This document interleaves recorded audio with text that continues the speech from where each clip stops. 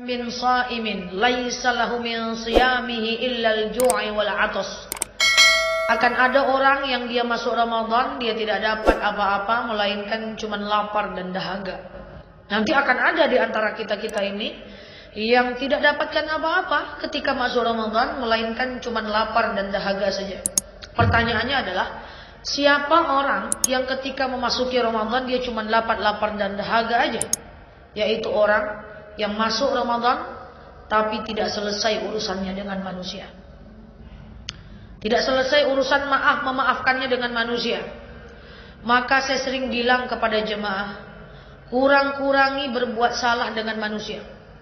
Karena kalau kita salah dengan manusia, nggak selesai dengan sholat sunat tasbih, nggak akan selesai dengan sholat sunat taubat, nggak akan selesai dengan puasa Daud, puasa Senin Kamis, nggak selesai.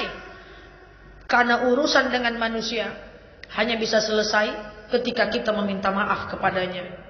Dan ingat, hanya ada dua tempat kita minta maaf kepada manusia kalau kita salah. Yang satu, kita minta maaf di dunia.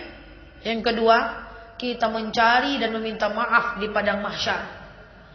Di padang mahsyar nanti kita akan cari orang-orang yang kita zalimi, orang-orang yang kita buka aibnya, orang-orang yang kita jahati, orang-orang yang kita fitnah.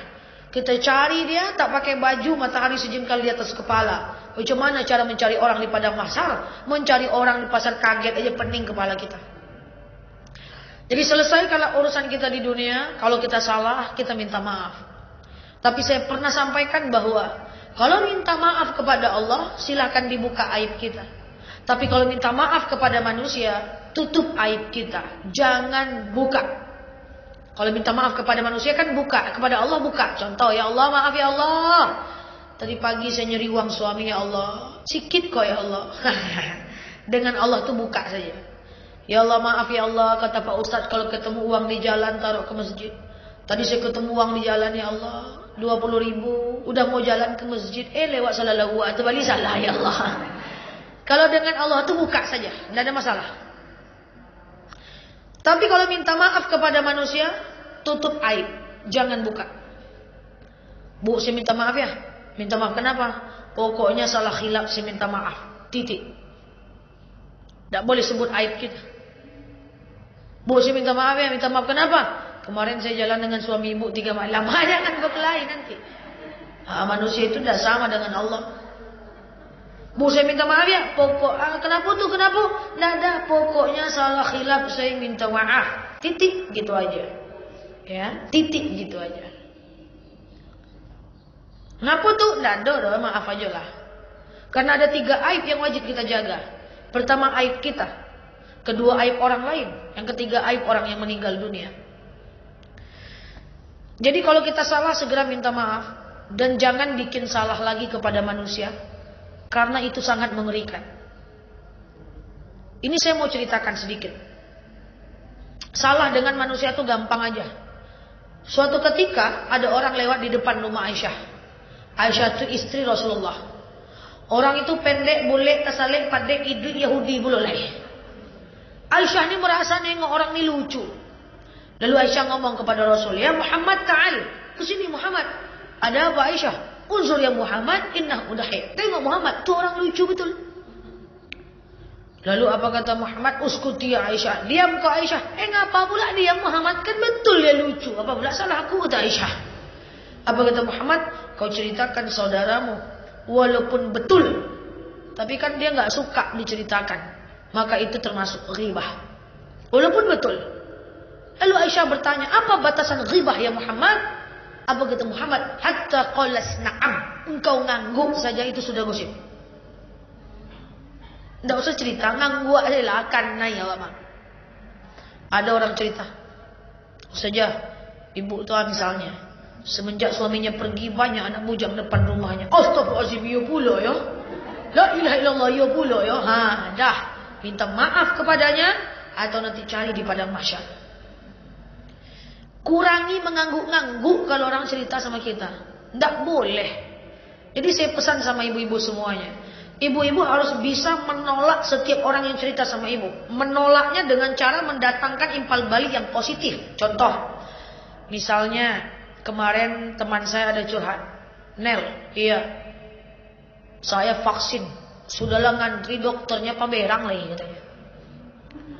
Kalau saya bilang iyo yo, dah karena saya nanti saya cari dokter pada masyarakat. Untung saya bisa tolak dengan cara, udahlah dokter tuh capek tuh suntak suntik pagi siang malam. Udah capek dia itu. Kalau kamu jadi dokter tuh mungkin lebih parah lagi pada dia. Oh iya juga yo, harus digitukan biar nggak jadi gosip. Paham? Jangan asal-asal mengganggu-ganggu aja.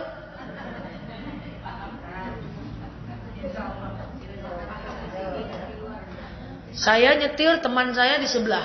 Datang bapak-bapak bawa motor, shoo, laju. Teman saya langsung ngomong, "Dak banget tuh apa namanya?" Kalau saya mengangguk, "Oh iya yo, dah." Saya cari bapak tuh di Bang Masyar. Kenapa di Padang Masyar? Karena kita tidak kenal. Kalau kita kenal tinggal maaf lahir batin, tidak kenal. Iya dong. Tuh orang pendek bule padeh tadi tidak kenal kok Aisyah. Lalu saya biasanya akan timpali dengan cara, udahlah bapak tuh buru-buru, kan tidak apa-apa gitu, heboh kali pun harus digitukan. Ya. Makanya tadi kan saya bilang agak ragu saya menyampaikan, tapi tidak apa-apa lah, namanya belajar. Karena biasanya kalau saya sampaikan ini jemaah tegang semua. Kemarin saya banyakkan dulu contohnya biar lebih paham. Kemarin ban mobil saya bocor depan masjid. Jadi masuk paku separuh. Si malakama. Kalau saya bawa, masuk pakunya. Kalau saya cabut, tidak sanggup saya. Akhirnya saya minta tolong orang depan masjid.